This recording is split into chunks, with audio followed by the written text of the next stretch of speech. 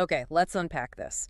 We are traveling back just over a century now to 1922, and we're stepping into the dry, dusty air of the Valley of the Kings in Egypt. This is the moment, the exact moment the British archaeologist Howard Carter, sponsored by the very wealthy 5th Earl of Carnarvon, makes a discovery that will, completely redefine history. The near-intact tomb of Tutankhamun, KV-62. It was a monumental achievement, truly. This wasn't just another tomb, it was a time capsule. Carter's approach, which was so methodical, it unveiled a royal burial that gave us over 5,000 objects. 5,000. It was the first complete, totally unbroken view of a pharaoh's funerary rites, his material wealth. For the field of archaeology, it really launched a new, electrifying era. But that triumph, it almost immediately became tangled with this terrifying folklore. Almost as soon as the news broke, the find gave rise to one of history's most potent and, well, enduring cultural myths, the Curse of the Pharaohs. And that is precisely our mission today. We're going to undertake a full documentary-style investigation into the supposed curse. We have to move systematically beyond the myth. Right. We need to analyze its, frankly, manufactured origins, trace the specific media frenzy it created, and crucially dissect the scientific, the political, and the ethical realities that were actually driving the drama and the tragedies that followed. And to guide this deep dive, we're synthesizing information from, well, a whole range of sources. We have Howard Carter's own journals, we have the breathless contemporary journalism from places like the New York Times, and we also have modern scientific analysis. Specifically, that really rigorous 2002 epidemiological report that was published in the British Medical Journal. Exactly. And this synthesis, it allows us to apply critical thinking and definitively distinguish the cultural fantasy from, the verifiable facts of history. So let's set the record straight on the historical reality of the curse itself. The popular modern concept, the one everyone knows, it alleges a simple, broad mechanism. Anyone who disturbs the pharaoh's remains is struck down. Right. Bad luck, sudden illness, or death. And in the public imagination, it's this universal, deadly sentence. It doesn't matter if you're a professional archaeologist or a common tomb thief. That's the narrative that completely seized the public. But if we go back to the source, back to ancient Egypt itself, was this idea of a universal deadly curse inscribed on every royal tomb, actually. Standard practice. Well, what's so fascinating here is that the idea of a written, universally applicable curse on a royal tomb is, it's almost non-existent. Real Instances of genuine ancient curses appearing inside a tomb or on its facade, they're extremely rare. And when they did appear, they were almost exclusively confined to the private tombs of the Old Kingdom era. So we're talking thousands of years before Tutankhamun was even born. Thousands of years, yes. And these inscriptions, they weren't actually meant as warnings to robbers who were looking for gold. They had a much more specific, a much more ritualistic function. They're not a booby trap for thieves. No, not at all. They were internal security measures, but spiritual ones. These ancient curses were typically directed at the Kake priests. The ones responsible for maintaining the funerary cult. Absolutely. Their job was to ensure ritual purity and perform the necessary offerings for the deceased's eternal life. The threat was a sanction against them neglecting their duty or entering impurely, not a generalized warning for some random intruder. Can you get us a concrete example? What did one of these very specific, very rare curses actually say? They were deeply chilling, yes, but highly contextual. If you look at the mastaba of Kentika Ikeki, that dates to the 6th dynasty at Saqqara. The inscription there is explicit, but it's focused. Okay. It says, "As for all men who shall enter this my tomb, impure, there will be judgment. An end shall be made for him by the great God. I shall seize his neck like a bird. I shall cast the fear of myself into him." I shall seize his neck like a bird. That is terrifying imagery. But the key is the condition, entering impurely. It's spiritual enforcement. The spiritual integrity of the burial was the primary concern. I see. And another powerful example comes from the tomb of Enktefi from the 9th or 10th dynasty. His inscription is less about immediate violent death and more about long-term dynastic and spiritual ruin. So what did it threaten? It warns that any ruler who shall do evil or wickedness to this coffin, may Heman, who was a local deity, not accept any goods he offers, and may his heir not inherit.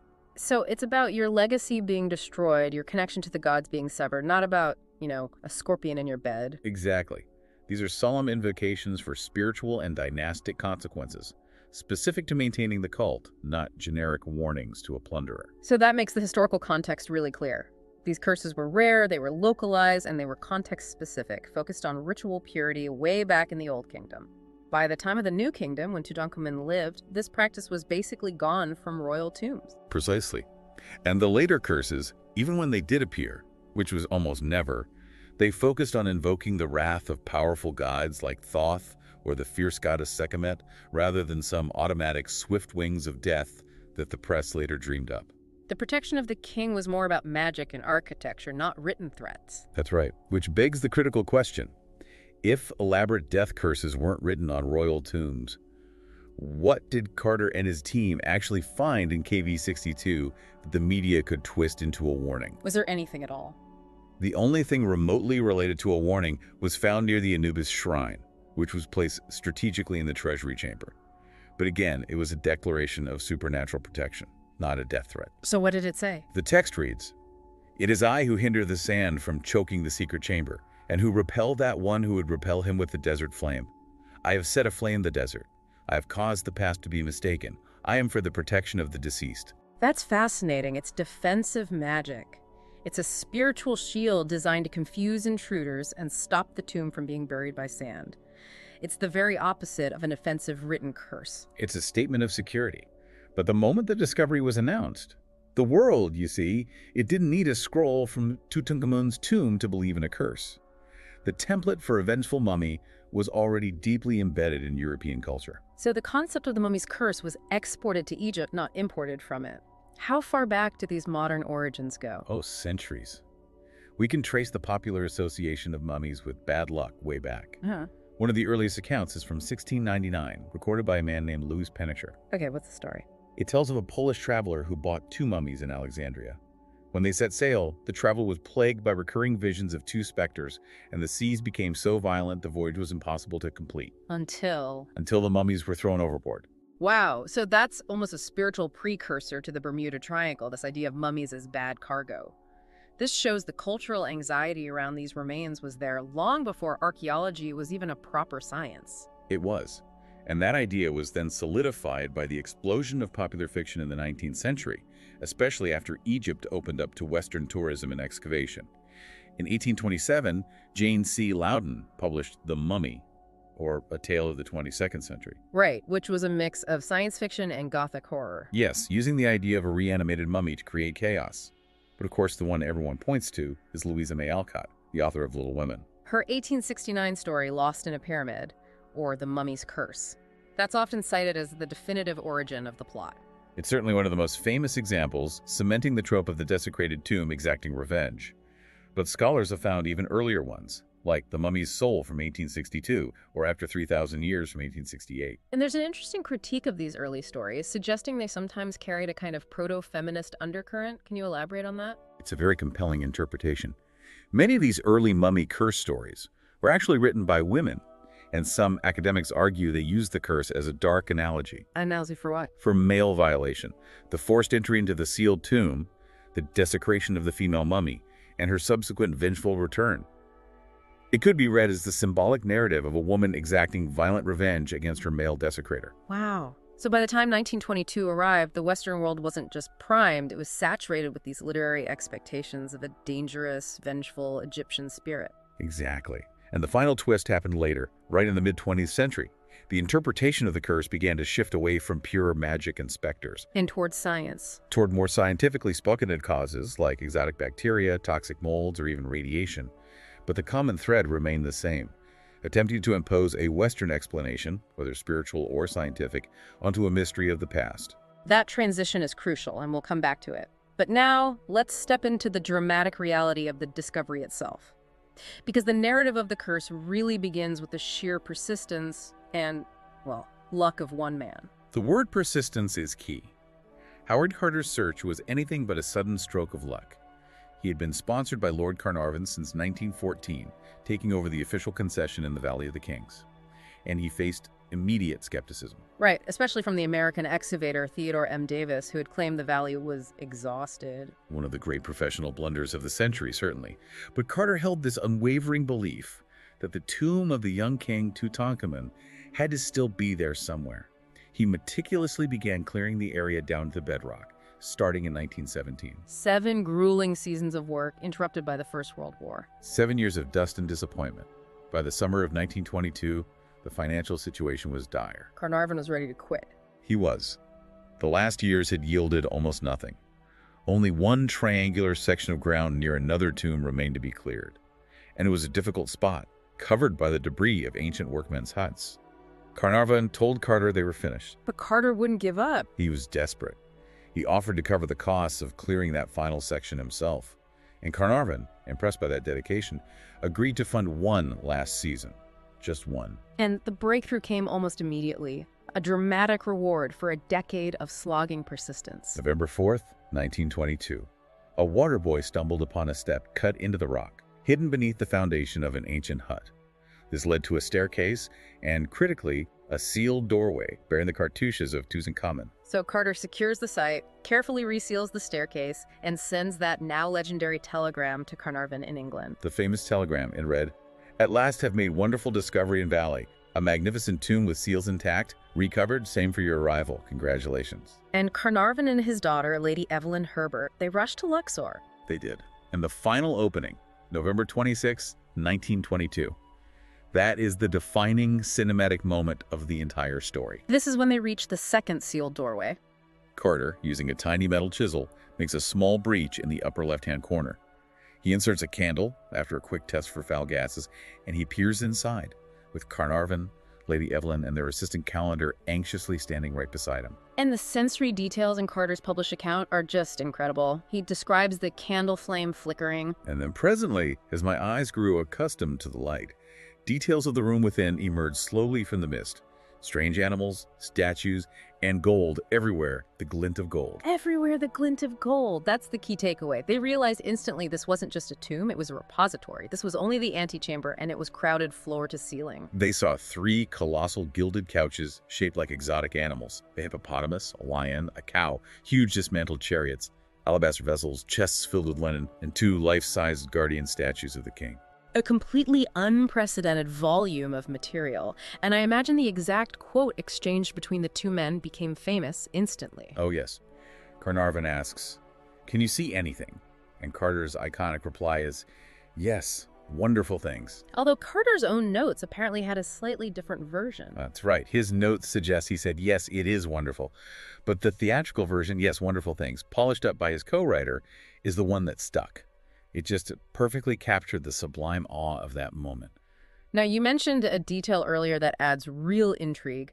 The fact that soon after that initial peak, Carter, Carnarvon, and Lady Evelyn actually squeezed through that small breach and entered the burial chamber itself. Before the official recording began. Before the officials were there. That's the unprofessional secret. They did this to confirm the presence of the gilded shrines and the sarcophagus, to verify the main find before the Antiquities Service could be fully notified.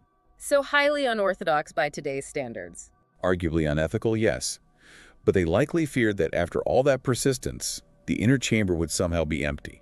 They had to know. So in those initial dramatic hours, they broke the seals and they broke the rules. They resealed the hole, but the damage and the knowledge was theirs. The knowledge was theirs, and the narrative of the rogue archaeologist had its first secret chapter. But the universe, it seems, offered an immediate response, fueling the local narrative of the curse before the press even got there. You're talking about the very first omen, the cobra and the canary. A perfect piece of symbolic theater. It happened on the very same day the tomb was officially breached. Carter had a pet canary, which the Egyptian workmen considered a sign of extreme good fortune. They even called the discovery the tomb of the bird. They did.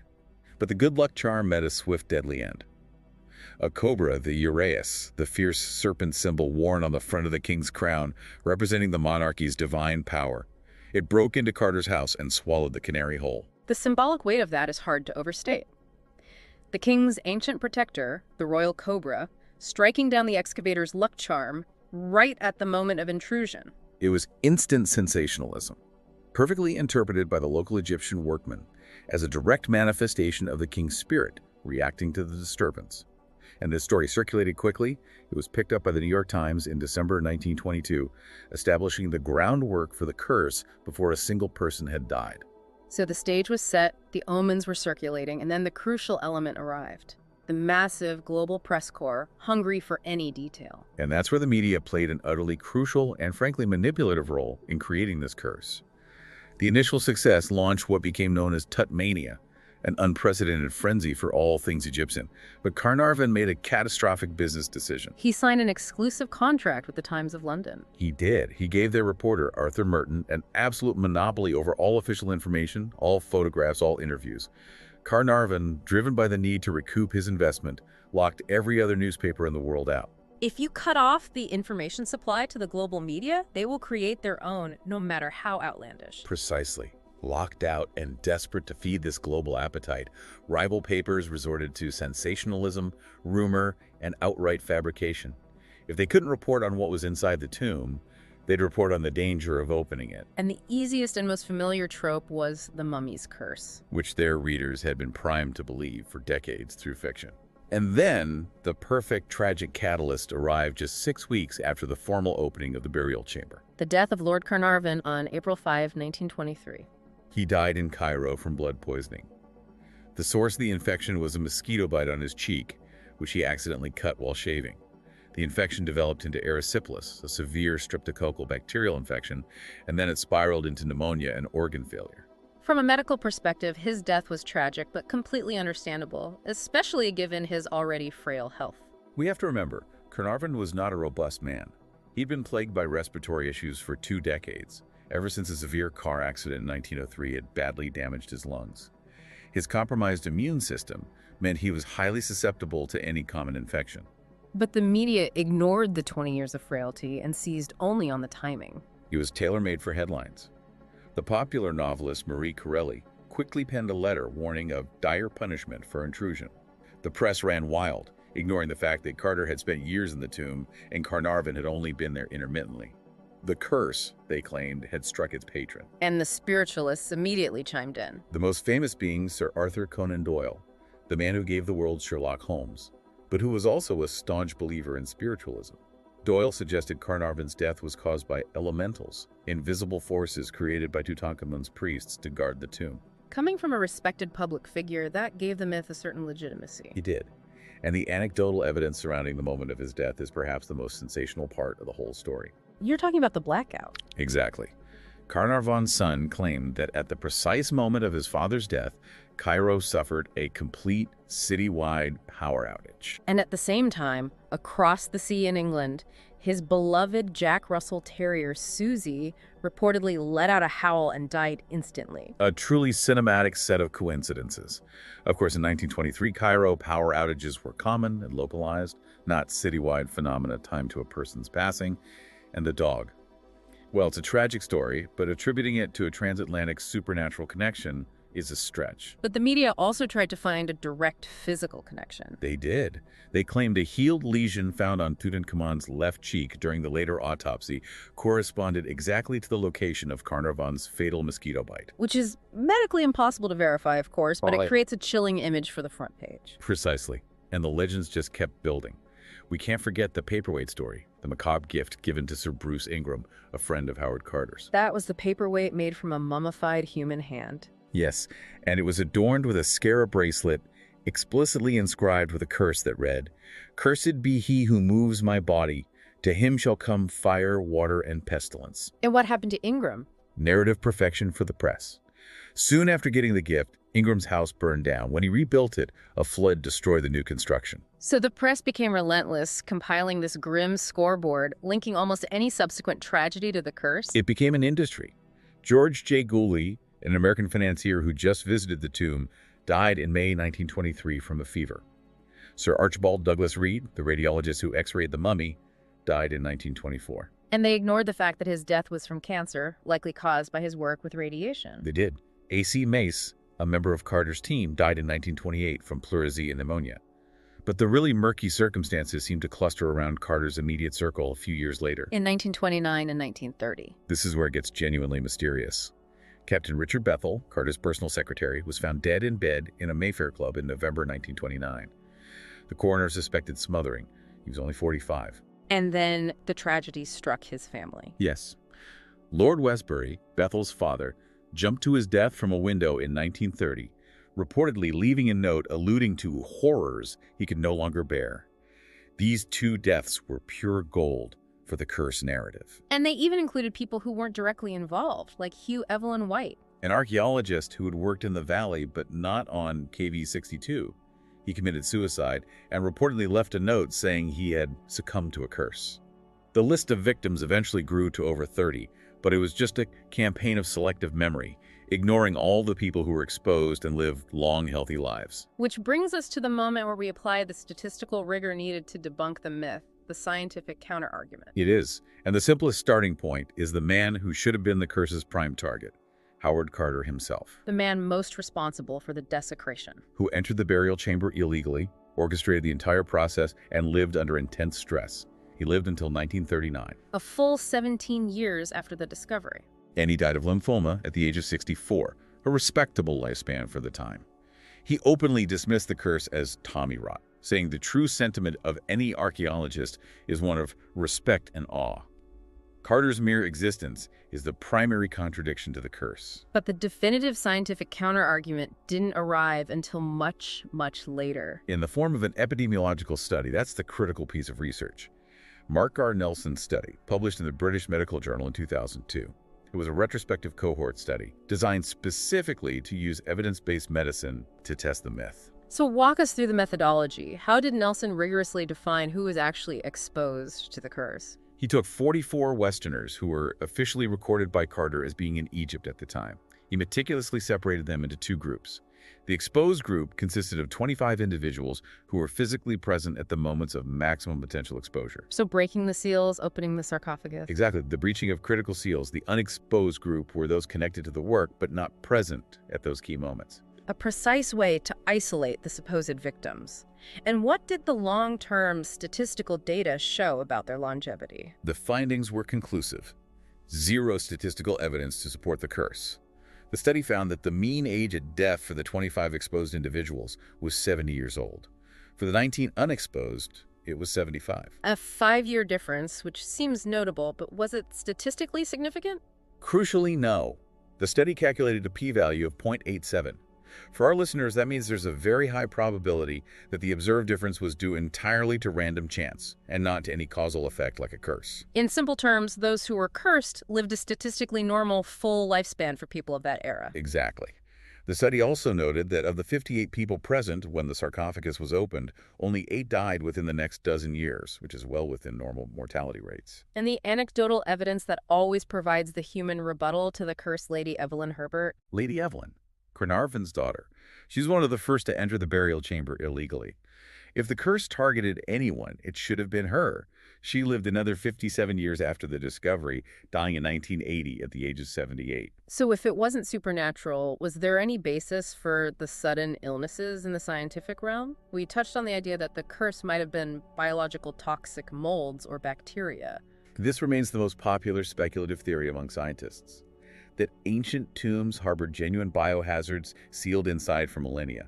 If the curse was real, it was biological, not spiritual. What specific hazards are we talking about? Researchers are concerned about toxic molds, like Aspergillus flavus or Aspergillus niger. These fungi can cause severe allergic reactions, respiratory distress, and pneumonia-like symptoms, especially in people with compromised health. And that could be chemicals, too. Absolutely. Sealed sarcophagi could have built up volatile toxic gases like ammonia, formaldehyde, and hydrogen sulfide. These could cause acute sickness upon entry. And we know this risk is real because of modern archaeological parallels. Yes. The Polish analogy is often cited. In 1973, 4 archaeologists who opened the medieval Polish tomb of King Casimir IV later died. Their deaths were directly attributed to exposure to Aspergillus flavus microbes found within the sealed tomb, so the biological hazard is a legitimate concern. But when we apply this biological lens specifically to the victims of the Tutankhamun curse, does the theory hold up? What about Carnarvon? And here's where the distinction is vital. Lord Carnarvon did not die of a fungal infection or toxic gas exposure.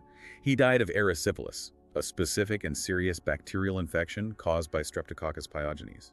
So a streptococcal infection is worlds apart from a toxic mold sealed in a tomb. Entirely separate. Erysipelas is a common bacterial skin infection. It's highly unlikely to be the result of dormant ancient mold. Medical studies in journals like The Lancet have been clear. Carnarvon's long-standing frailty made him susceptible to any common, opportunistic infection he picked up in Cairo.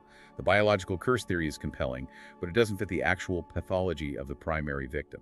So the scientific conclusion stands firm. But the most enduring, complex, and genuinely dangerous conflicts arising from the discovery weren't supernatural at all. They were intensely political, economic, and ethical. This is the real-world curse, the struggle over ownership and control. The discovery of Tutankhamun's tomb coincided perfectly with a profound moment of political upheaval in Egypt. The timing was extraordinarily volatile. Egypt achieved partial independence from Britain in February 1922, just months before the discovery. The entire climate was defined by this burgeoning Egyptian nationalism, a movement known as Pharaonism, which emphasized the modern nation's direct connection to its ancient past. So when a British lord and a British archaeologist found the biggest treasure trove in history, the political temperature just skyrocketed. The core dispute was about the division of the finds. That was the flashpoint. Carnarvon's concession was granted under a standard colonial contract which allowed for a 50-50 split of the finds. But Pierre Lecoq, the French director of the Antiquity Service, saw this intact royal tomb as the definitive test case to end that practice. Lecoq argued that all contents of an intact tomb belonged entirely to the Egyptian government. Exactly. He drew a firm line.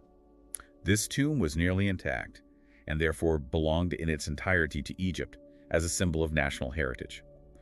Carnarvon was planning to challenge this, arguing that because the tomb had been briefly robbed twice in antiquity, it didn't technically qualify as intact. That legal maneuvering reveals the high stakes. It was a test of Egyptian sovereignty versus continued colonial privilege. The tension was unbearable, and it exploded into Carter's infamous 1924 strike.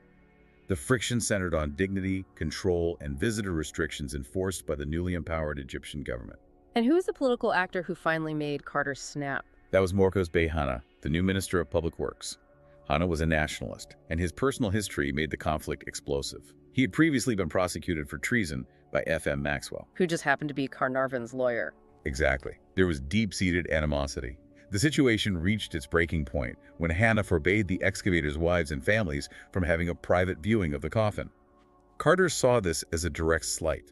And his response was spectacular drama. He didn't just walk out. No, he halted all work immediately, locking the tomb in protest of what he called impossible restrictions and discourtesies. The sarcophagus lid, which they had painstakingly lifted, was left dangling above the coffins, suspended only by ropes and pulleys. Wow. It was a dramatic display of petulance and power. It was. The government responded by promptly terminating Lady Carnarvon's concession, leading to lawsuits and riots in Cairo. It seemed the impasse was absolute. What broke it? Only the intervention of external violence. The assassination of Sir Lee Stack, the British Governor-General of Sudan, in November 1924, led to a furious British crackdown and the resignation of the nationalist government. A far greater tragedy forced the political reset. The subsequent pro-British government was much more conciliatory. Lady Carnarvon was forced to officially renounce her claim to a share of the fines, settling instead for monetary compensation of just over £35,000. The legal battle was lost, but the principle was established. The treasures belonged to Egypt. However, amidst all of Carter's public dedication, there's a serious allegation that the real robbery of the tomb happened quietly, at the hands of the excavator himself. This is the enduring ethical stain on Carter's legacy. Despite setting new standards for methodology, sources strongly suggest he systematically removed small, highly valuable objects for himself. As early as 1924, a stunning wooden bust of Tutankhamun emerging from a lotus flower was found packed in a crate, conspicuously missing from Carter's official notes. Raising immediate suspicion of attempted smuggling. It did, but the most damning evidence only emerged after his death in 1939. His niece, Phyllis Walker, discovered several small objects inscribed with Tutankhamun's name hidden among his personal possessions in London. What kind of objects were they? They included 2 Ushabti figures, the little servant figurines, and most notably, an exquisitely crafted headrest made of dark blue glass edged with gold. These were not random souvenirs. These were objects of immense value clearly taken from the tomb. This must have created a massive diplomatic crisis for the British government. The Foreign Office panicked. A public scandal involving theft by the world-famous British archaeologist would have severely damaged British-Egyptian relations. The diplomats immediately instructed that the stolen articles must be returned, while ensuring the matter was kept entirely out of the public domain. One diplomat famously commented on the hypocrisy of the British position, didn't he? Yes. The internal correspondence shows the deep embarrassment. One diplomat acidly remarked, "We are so accustomed to adopting the holier-than-thou attitude towards Egyptians that it is indeed a shock to find that a British Egyptologist can, on occasion, behave as a crook." So the fear of scandal ensured the entire affair was hushed up, and the objects were returned via diplomatic pouch. The return was clandestine. Interestingly, King Farouk of Egypt quietly commandeered the stunning gold and glass headrest for his own private collection. It wasn't until after his deposition in 1952 that the headrest was finally deposited in the Egyptian Museum. So the true curse was this complex web of colonial entitlement, political conflict, and outright theft that shadowed the discovery. A far more complex and enduring legacy than any mosquito bite. And even decades later, in 2010, the Metropolitan Museum of Art voluntarily returned a group of objects to Egypt after their own research concluded they had likely originated in the tomb. Shifting back now to the cultural narrative. Manufactured or not, the curse story achieved a kind of instant cultural immortality that surpassed all the political drama. It did. The curse myth permanently solidified The Mummy as a horror staple. It gave us the universal horror films, starting with The Mummy in 1932, and it's been echoing in pop culture ever since. Meanwhile, the actual painstaking archaeological work, the real triumph, is often forgotten. The work itself set global standards. The clearance process, meticulously executed by Carter and his team, was scrupulous and methodical, especially given the conditions. And the physical challenge was immense, dealing with materials thousands of years old and extremely fragile. It was a conservation nightmare. They dealt with 5,398 distinct objects. Many were severely damaged by alternating humidity and dryness over millennia. They had to use innovative techniques to conserve items literally on the spot before they could even be moved. And it took 10 full years to clear the tomb. The last goods weren't shipped to Cairo until 1932. And the biggest impact, beyond the wealth of material, was taking a minor, historically insignificant pharaoh Tutankhamun and making him the single most recognizable icon of ancient Egypt globally. The Egyptian government has been incredibly shrewd in capitalizing on that fame. Absolutely. His treasures became a tool for diplomacy and fundraising. The global tours of Tutankhamun's treasures, starting in the 1960s, were initially designed to rally Western support and funds for relocating monuments threatened by the Aswan High Dam. And those exhibitions proved phenomenally popular. They did, cementing Tutankhamun's place not just as a global icon, but as a source of national pride and a powerful tool of soft power funding conservation efforts back home. So we've concluded this deep dive by investigating the curse of the pharaohs, tracing it from historical non-existence to literary trope, and finally dismantling it with statistical rigor. The facts demonstrate no supernatural effect whatsoever. The takeaway for you, our listener, is that the curse was a masterful piece of media invention, a sensational narrative filling the information vacuum created by Carnarvon's exclusive contract, drawing on literary ideas already established in the West. So what does this all mean for the legacy of the tomb? The political, financial, and ethical conflicts over ownership and management proved to be the more complex and enduring danger posed by the tomb opening. Indeed. The discovery elevated Tutankhamun to a status that gave him true cultural immortality, but this global fascination created a new set of physical challenges that we face today, challenges that threaten the very sites we cherish. And that leads directly to our final, provocative thought. The discovery and the curse legend drew millions of people to Egypt, creating a massive tourism industry. But this tourism brings its own form of slow, inevitable destruction. When you look at the long-term conservation issues in the Valley of the Kings today, the tombs are severely threatened by the sheer volume of human presence. The moisture, heat, and breath from millions of visitors literally raise humidity levels, accelerating mold growth that slowly eats away at the fragile wall paintings. We began this deep dive by asking if a curse struck the archaeologists 100 years ago. But the question now, looking at the long-term future of these delicate sites, is this. Is the real curse the inevitable and slow destruction of the tombs themselves, caused by the global fascination, the collective curiosity that we all share? That's why we see conservation closures and the creation of perfect replica tombs to protect the originals from us, something profound to ponder as you reflect on the fate of the Boy King.